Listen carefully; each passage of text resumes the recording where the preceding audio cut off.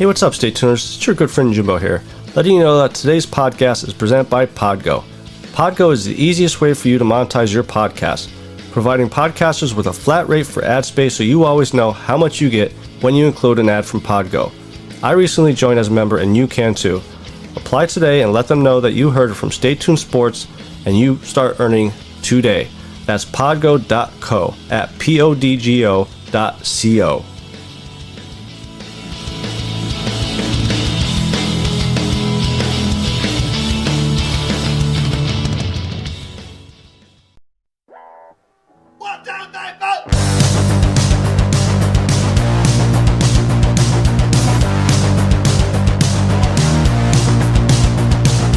You heard the rest. Now here's the best. Stay Tuned Sports Podcast. And hello there, all you Stay Tuners. Welcome back to another episode of Stay Tuned Sports. It's your good friend Jimbo here, kicking off a very exciting, eventful week for Stay Tuned Sports here. We got the Stay Tuned Sports Truck Series kicking off this Friday. Tomorrow, if you're listening on a Thursday. Over on 3Y TV on YouTube at 9 p.m. Eastern Time. Last week we had the duels and the qualifying. And if you head over to our Facebook page, we should have the starting lineup there for the Stay Tuned Sports 300, the Daytona race. Also, on our Facebook page, I've been sharing out with the NSRA homepage on Facebook, put out there that we're doing a giveaway for the race. And how you enter is with the post. I'll keep resharing it out there so everybody can keep seeing it. Comment who you think is going to finish the best, whether it's first place, well, obviously first place. But if your racer finishes highest, I will give away a free Greenland movie Blu-ray DVD to whoever picks the best finish for the race. Also, if you don't have Facebook or you don't want to go on Facebook, look all that stuff up, head over to Twitter, follow us there, ST Sports Podcast. I'll keep retweeting that one out as well. And I'm actually gonna give two DVDs away, one for Facebook, one for Twitter. Just comment, same thing, comment there. Now, here's the key part. Here's how you get to be eligible to enter this. If you're on Facebook, you must like the Stay Tuned Sports page, plus share out that post. I'll be able to see who's sharing it out and if they're eligible or not. With Twitter, basically the same thing. Make sure you're following us and you retweet it out there so more people could get involved and tune in for the race as well. Because I'm telling you guys, it's going to be a very entertaining race.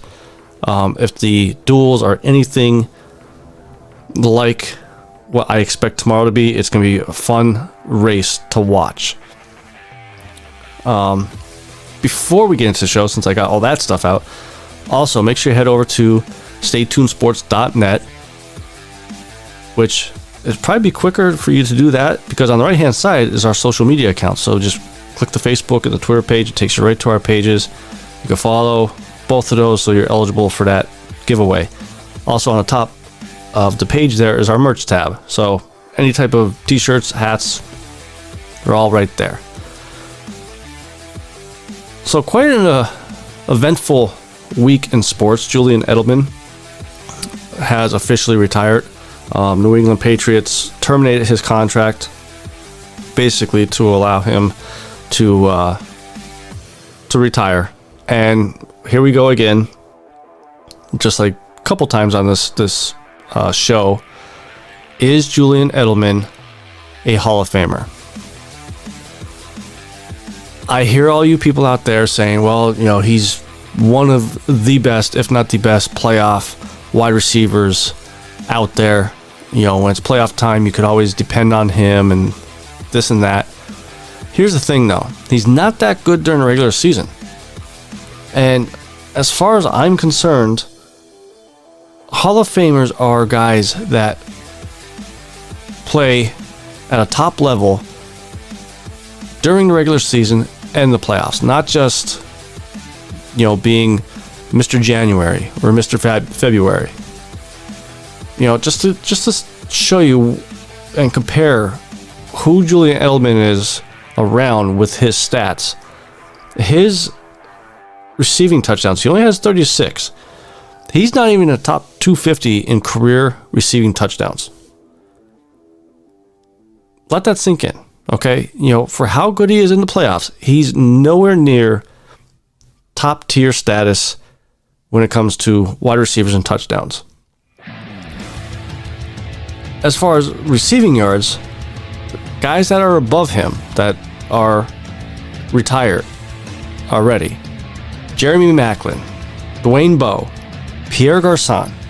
Now, those guys are nowhere near Hall of Fame talk, and they're above Julian Edelman with career receiving yards. Yes, I understand, he shows up in the playoffs, but again,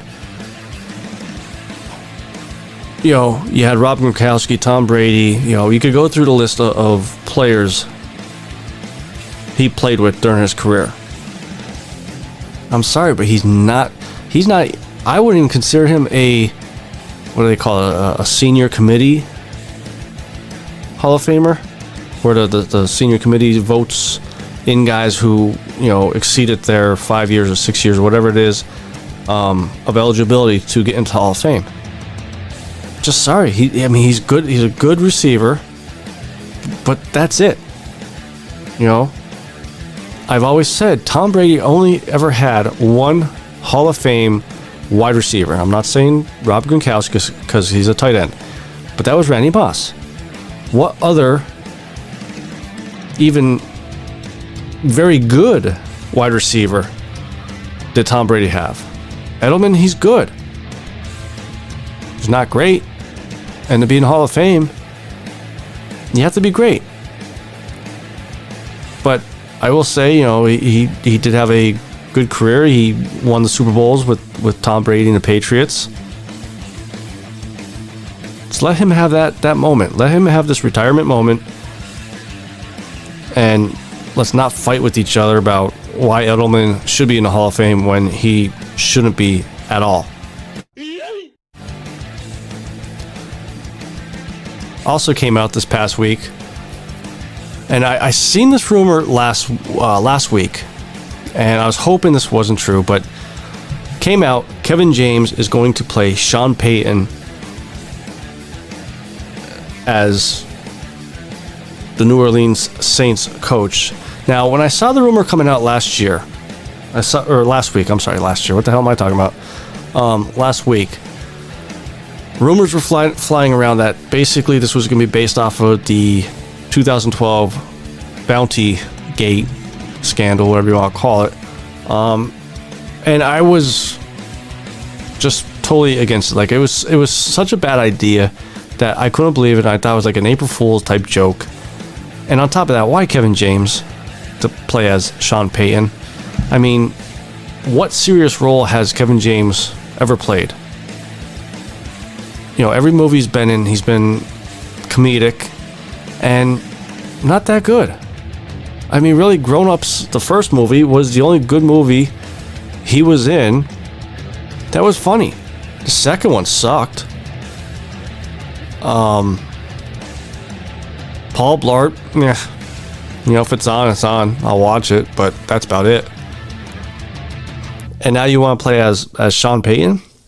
Well, as more details came out this week about the movie, it's not about Bountygate, but it's more about when he was suspended. Sean Payton was suspended during that time in 2012.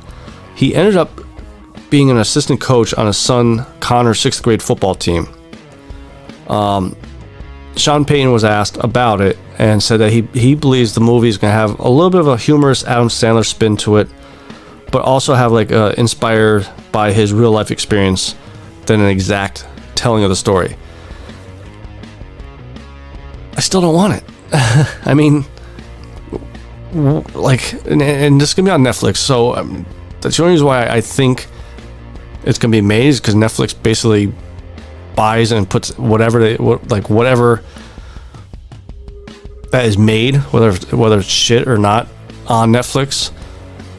But I mean, I definitely won't be tuning into watching this. I just think this is going to be a train wreck and such a boring flick. I could see Rotten Tomatoes giving it probably a worse rating than Chappie, the movie that I first ever date I took my wife to, and man, don't know why she stuck around with me after watching that god-awful movie.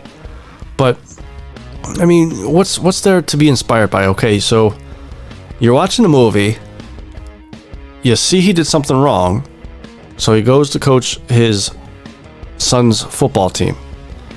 What are you pulling out of that to be inspired to? What, break the rules so you could get a couple days off and coach your son's soccer team or football team? Or like, I just don't understand the whole reasoning behind why doing this. I mean, and it's supposed to be produced by Adam Sandler's movie company, so maybe Adam Sandler and Kevin James are hurting for money or something, but I just don't see this being a very good movie to watch.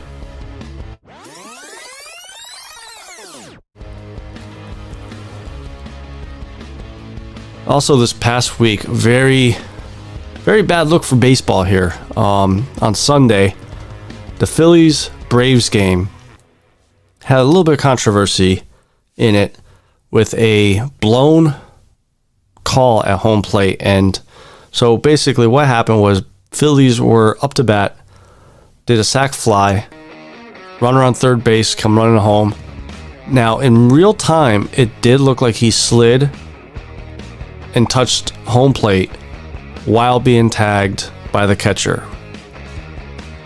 Braves challenged the call, and after about 5 or 6 different views, you could see the Phillies player never touched the plate.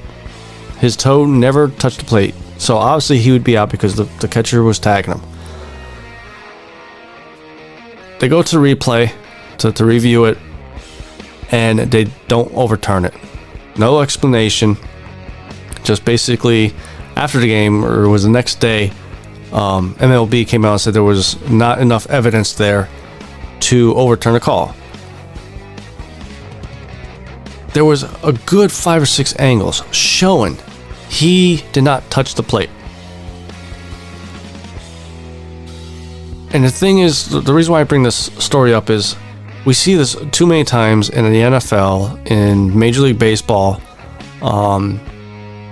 hockey, and the question's always brought up how to discipline these refs, these umps. And it's for the leagues, you know, Major League Baseball, NHL, I really think they're in a tough spot, because if you really go extreme and try to fire the ump from Sunday's game, Lance Barrett, all I could see is the umpires union walking, doing a strike. And I forgot to look it up, but I remember a few years ago when the umpires were trying to negotiate a new contract with Major League Baseball, they had their own strike, so they brought scabs in, and that was terrible. That was worse than these refs that we have now.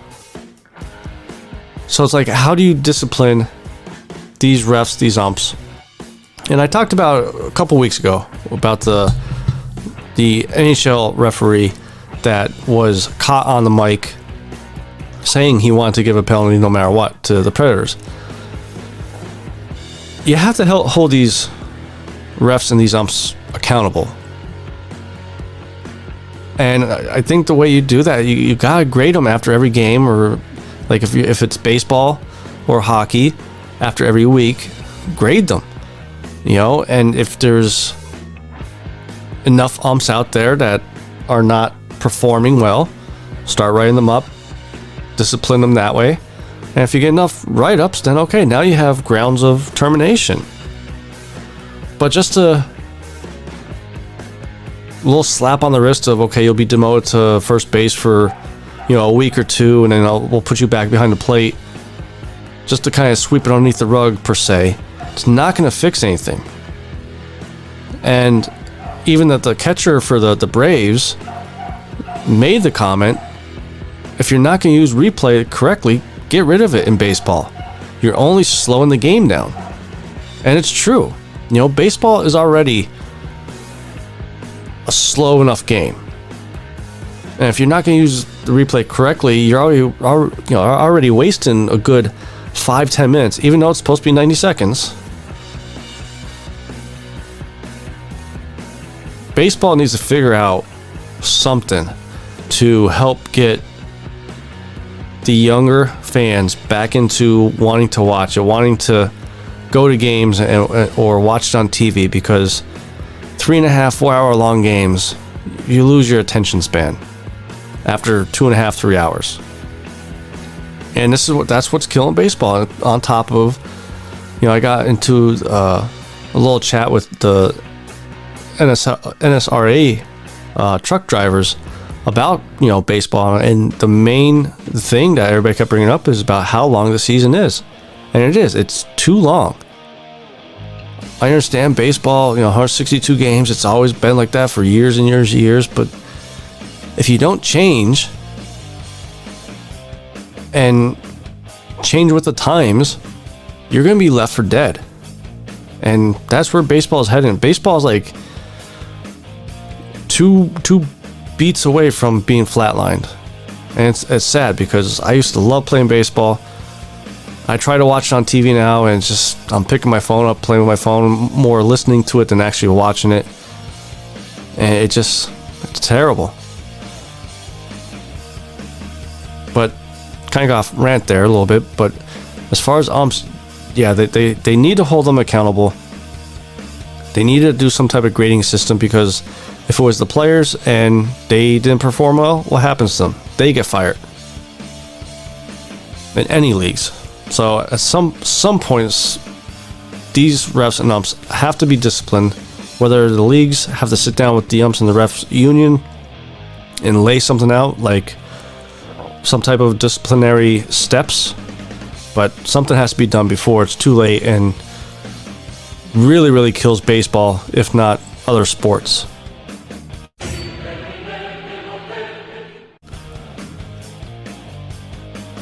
So you guys know I love my bare knuckle fighting championship, BKFC. Well, David Feldman had a little press conference this past week, kind of laying out a little bit about what's going to happen in 2021. And it still sounds like it's going to be an interesting year as far as fights. And one thing he did bring up was that was rumored towards the end of last year that they signed Wanderlei Silva, which we've been seeing this over the past 2-3 years of them being around, that they pretty much sign, hate to say it, but washed up UFC fighters. Chris Lieben, even though he did very well in BKFC.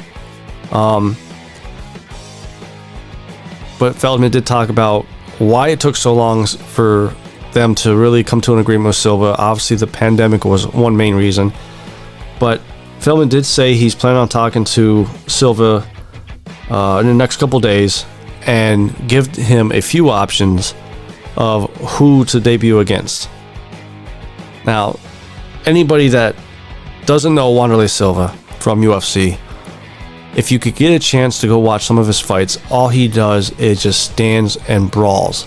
And if there's one fight out there I suggest for you guys to look up to see why I think BKFC is a very good situation for him, look up Wanderlei Silva versus Brian Stann. There's a good minute, I would say, of both guys just standing there and swinging.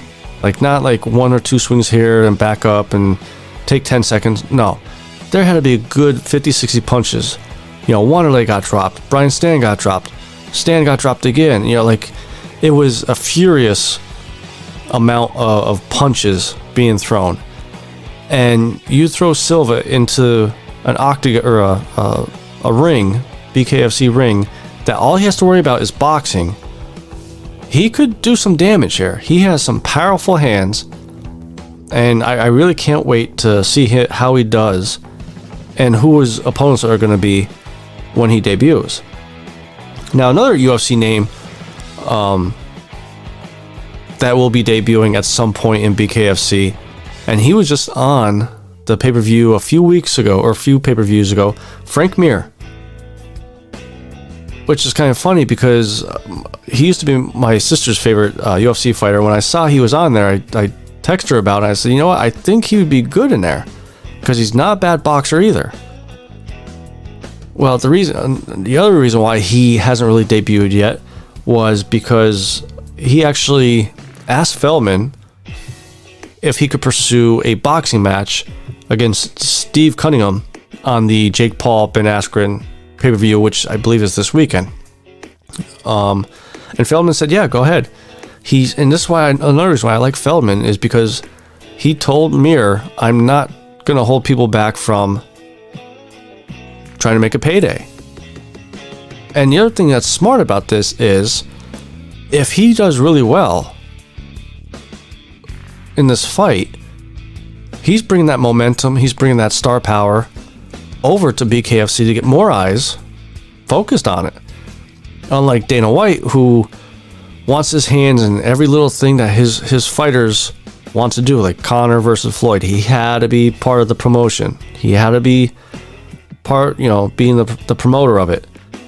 Feldman, you don't see him getting involved with Triller or Thriller or whatever the company that's having this fight on. But like Feldman said, on the flip side of that, if he has a bad outing, maybe Mir doesn't, show up in the BKFC, and maybe it'd be better for that, for his health. Because again, totally different with gloves on compared to bare knuckles. Then he also talked about Paige Van Zandt. Obviously, her last fight, she lost by decision to Britain Hart. Very surprising to some people. Not so much me. I picked Hart to beat her. And I actually thought she would knock her out, but according to Feldman, he believes she'll be either on the June 18th card or sometime in July. And she will be a co-main event. He didn't want to announce the main event, which is surprising because, again, Paige Van Zandt is another big star power. Hopefully, he gives her more of a equal competition type fighter, just to help ease her into the bare knuckle. Sorry if you hear my dog in the background barking there. I'm not sure why he's going ballistic downstairs, but I just don't think this is the sport for her. I just don't think she's a bare knuckle fighter. But hopefully in the next couple of days we find out who she's fighting and see if she could get on the winning streak here.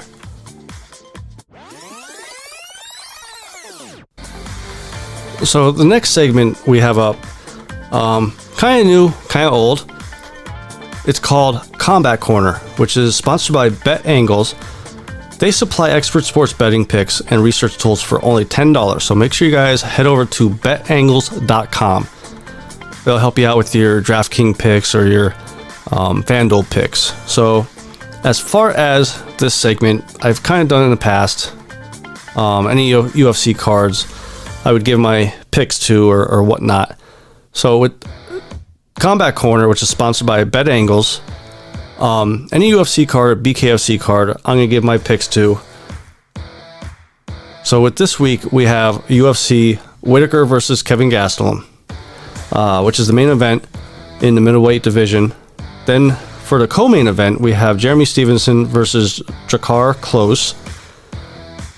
Before them, we have in the heavyweight division, Andrei Arlovski versus Chase Sherman, which is kind of funny because Chase used to be in BKFC and now is back in the UFC. Before them, we have middleweight division, Abdul Razak Al Hassan versus Jacob Malcone. Lightweight division, Luis Pena versus Alexander Munoz. And kicking off the fight card is a bantamweight bout between Ricardo Ramos versus Bill Algigo. So kicking it off, I'm gonna go with Ricardo Ramos. Both guys are kind of. I think both guys lost their last fight. Ramos is 3-2 in his last 5, and they're all in UFC. But yet with Algio, I only think he only has 2 fights in UFC, so it's already not a good look for him to be 1-1 in the UFC. So I'm going with Ramos there. In the lightweight division, Luis Pena versus Alexander Munoz. Going with Pena. Pena lost his last fight, but is 3-2 in his last 5, whereas Munoz has been very up and down. And when he does win, it's by decision, where Pena has won by decision, by submission, and I honestly could see this one being won by him by submission. After them, we have Abdul Razik Al-Hassan versus Jacob Malkoun. I'm going with Jacob. Same thing, I believe, as Ramos and Algio. Both are like 3-2 or 4-1. I think it's gonna be a close fight, but I think Malkoun is gonna pull out the win. Then we have Andrei Arlovski versus Chase Sherman. I'm going with Andre here. It's funny how long he's been around here and he's still with the UFC. He lost his last fight, but he was on a tear just a few fights ago. Chase Sherman won his last one, which is his first fight back in the UFC, before he actually lost 3 in a row. The thing with Arlovski is that power. You cannot underestimate that power. And Chase Sherman likes to stand and bang, and if he gets caught by Arlovski, it's lights out for him. So that's why I'm going with Arlovski there. So the co-main event, Jeremy Stephens versus Drakkar Klose. Stephens is just, he's very good in the lightweight division, and he's still trying to climb up there to get a title shot, and I think he's going to help himself with a win here over Klose. I think he knocks him out, honestly. And then the main event, Robert Whittaker versus Kevin Gastelum.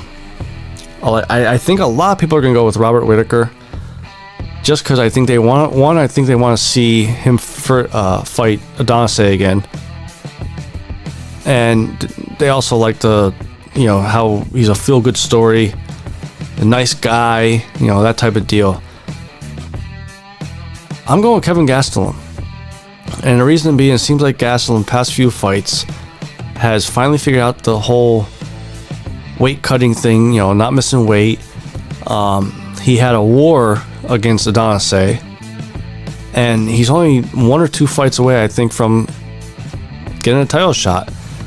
With Robert Whittaker, I think his time's up as far as being a title shot contender. Can he still be competitive in UFC? I think so. But I don't think he's going to beat Gastelum. I think this one is going to be another good fight, and I don't think this goes to decision. I think Gastelum wins by stoppage in the 3rd round, but I think both men are going to be bloodied and cut up pretty good by the time it's all said and done.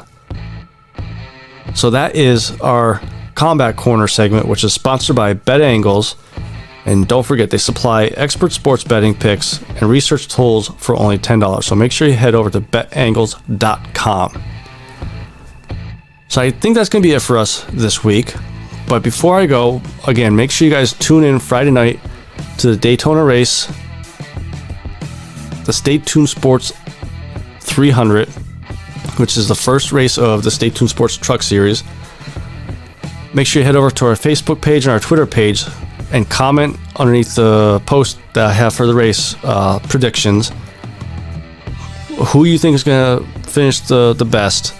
Make sure you follow our Facebook page and or Twitter page and share and retweet them out to be eligible to win a Blu-ray DVD of Greenland.